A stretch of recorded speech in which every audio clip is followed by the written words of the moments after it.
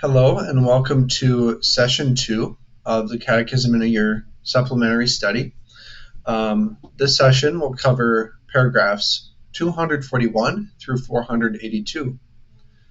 During our last session, we discussed God's intent in creation, how His providence extends from the general to all particulars, and what it means to believe, and we began analyzing God the Father Almighty. Essentially, we completed the introduction to the content of the Catechism and the Christian life at large. This part of the Catechism in particular, in this session, and this part of the Catechism in particular. In this session, we complete our introduction to the Trinity and its persons, and further analyze man's relationship to God throughout history. In the quiz, we will look intently and frequently at the various heresies which have brought great trial upon the faith of many Christians of ages past. The question of how we can claim three divine persons with a single unity, a God who became man is no less God and no less man, and how each person is distinct in their own function but one in substance, has perplexed man throughout the centuries. These heresies, although meaning well, that is, to more clearly explain the faith and to know it further, they warp or fall short of the truth of God. Although some are convincing and understandable, they do distort the realities of Scripture, imply something nonsensical or illogical about God, and or bear contrariety to some other aspects of faith. Sometimes I think we take for granted how easy it is to stand on the shoulders of giants as we do in the Catholic faith when it comes to the depth of knowledge the Church provides us with, and the tools it recommends in engaging and applying this knowledge. Sometimes we also take for granted is just how unbelievable these truths are in the context of logic and encounter with God, or outside those things. During Mass, I was briefly contemplating the mystery of the Eucharist, and a quote by Scott Hahn, which is something like this, came to mind. It is amazing that 30% believe in the true presence. When we find ourselves questioning, is this really how it is? It is important to return to the fact that this is the greatest love story of all time. Man, who did the worst kind of thing to himself after being created in infinite perfection, separated himself from the most fundamental good of his nature, that is, his creation with God.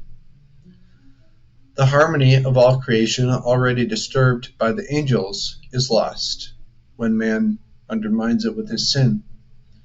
Having divorced himself from the one who loves, he lost this harmony biologically as well as psychologically. His Creator, knowing him, chases with infinite intensity after him into the depths of agony, finitude, material existence, brokenness, and despair, to call him back, to heal him, even at the expense of God's very own life.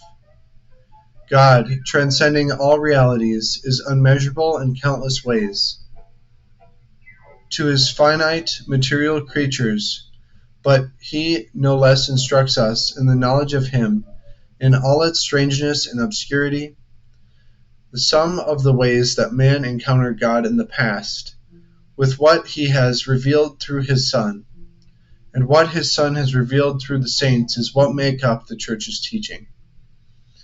In our corrupt nature, we are unfamiliar with this light, and in our sin, whence we believe lies, we are less wont to reconcile ourselves with objective truth, making it seem external and disruptive, as though truth and goodness are opposed to each other. However, this truth is love. In its fullness and in its beauty itself, and all thereby goodness itself. Also, furthermore, There are countless questions one may ask about the nature of divine persons and mysteries in general. When trying to answer them, we must conclude that we cannot actually know in its fullness, since even the greatest number of premises may not produce a single correct answer to the most meaningful questions about God. It is important we remain satisfied in accepting God as He is, just as He accepts us as we are, even if we are the only truly ignorant party in that relationship, and the only problem, in essence. That being said, let us reflect once again on what we have learned in the questions of the compendium. Thank you. This is where I part ways with you again. God bless you as you continue your study of this, and as you prepare for session 3, when I will see you again. You will be looking at questions 47 through 94 of the compendium. Thank you for watching, and God bless again.